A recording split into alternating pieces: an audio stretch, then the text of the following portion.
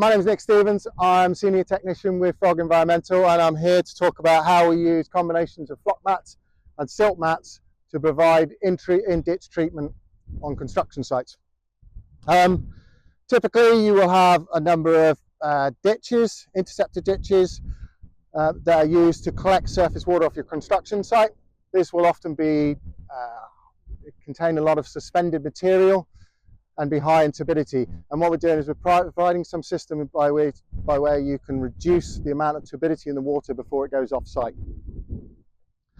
Typically, we would advise that all ditches on a site are lined in some respect.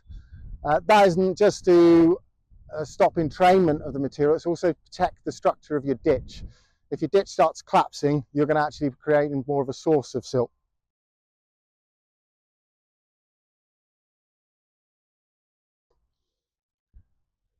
So we have a number of different items, products that we're going to use for this treatment system.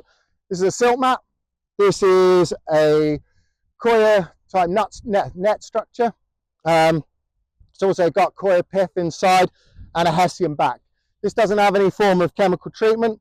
It is simply for capturing particulate material. We have a flock mat. Again, coir net structure with a pith inside. This does have a treatment on it. The treatment allows the finer silt to flocculate, and this will form bigger particles that are easier to sink out and capture. We then have something called a wattle. This is purely to hold back the water, create pools and slow down the flow. At the end of the day, when you're treating silt on construction site, the way to do it is to firstly slow things down. If you need a little bit more help to do that, then you add chemicals. And if you've still got a problem, you slow it down even more, or you put some more chemicals with it. And you do it in an iterative process. So you're only using the minimum amount of chemicals you need to achieve the clean water.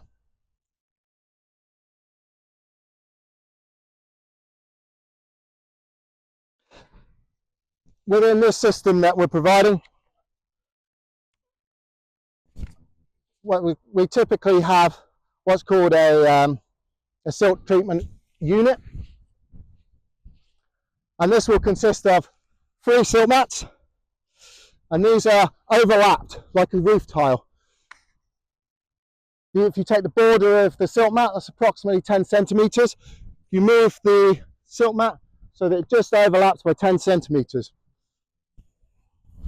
Again, another silt mat. That's your 3 silt mats. Do the same with the flock mat.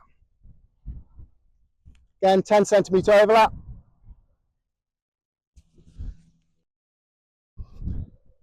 We'd use this in combination with a wattle. Again, that is something that allows the backing up and slowing down of water. Essentially, you're pulling the water up over your flock mats.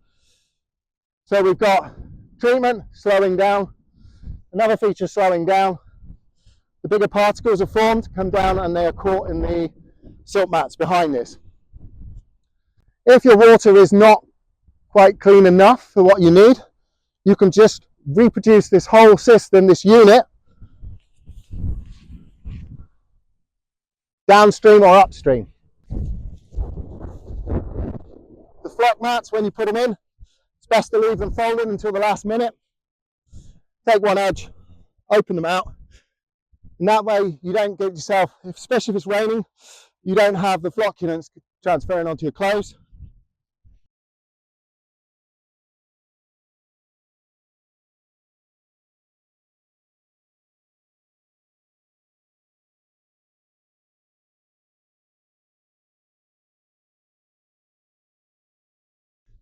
So, as before, dirty water comes in, picks up some of the chemicals, forms bigger particles, and then we are slowing things down.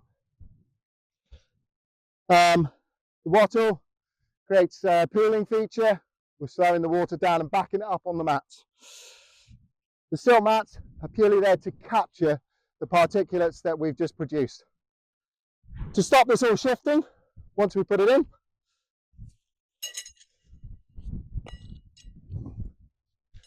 we can use a number of different ways, but the ways that we generally advise are to use engineering pins.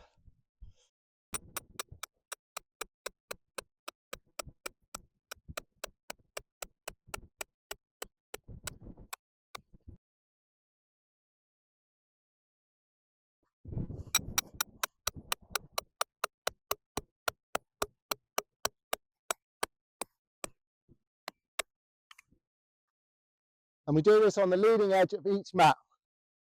Alternative, if you're running on a line or something like that, you could use sandbags.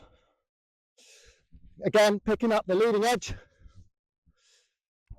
You can use wooden stakes, bio pegs, the general things. It's just the engineering pegs work really well. And you do that again, leading edge of each one. The other thing you can do with the wattle, drive the pin straight through the wattle. Or again, take the bags,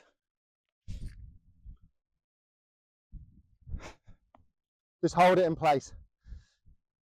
As you can tell, it doesn't take very long to put in some form of treatment very quickly. So in summary, we always recommend that you line a ditch. So even if you manage to clean the water, you don't exactly want it going just downstream and then picking up more silt and becoming dirty again. If you have a bit of a gradient going, or you've got too much of a gradient, you want to be putting bunds in. You want, again, all of this relies on slowing the water down. Those bunds can be the wattle features, they could be rock checks, they can be sandbag bunds, there can be a number of different ways of doing that, but essentially it's trying to slow things down. When you're putting these mats in, like I said, 10 centimetre overlap between each mat. So on the silt mats, it's already got a border on it, so that makes it quite easy. But on the flat mats, just give it about 10 centimetres overlap, and you layer them like a roof tile, essentially.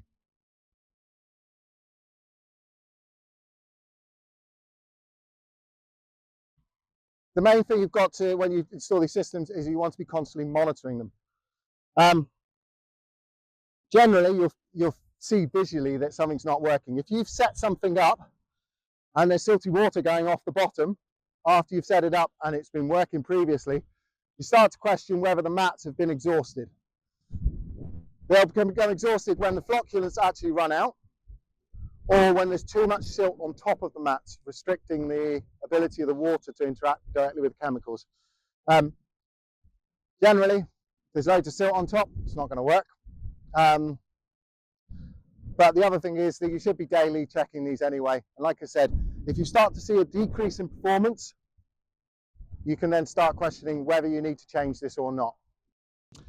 If you've set this up with multiple units properly, you should have dirty water, cleaner water, and getting cleaner as you progress down the treatment channel. If you come back the next day and you see silt throughout the whole system, something's not working. Or you've got more silt coming into the treatment system. Both of those you have to address directly.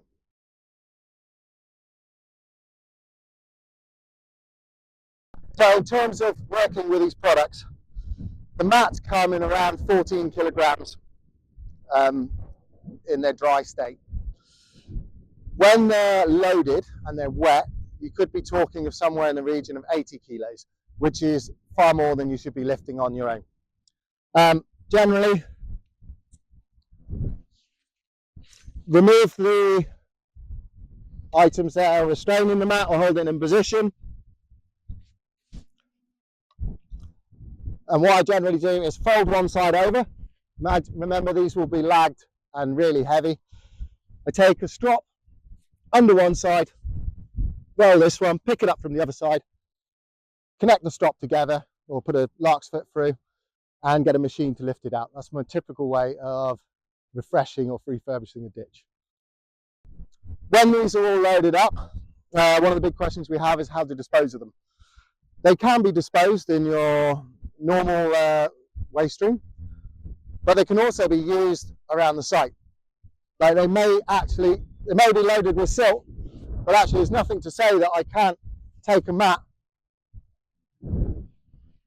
put it on the side of my ditch, and that will actually help to stabilise that area of loose ground. The same as if you have a bund feature or a bank or something like that, you can actually take the mats and reuse them.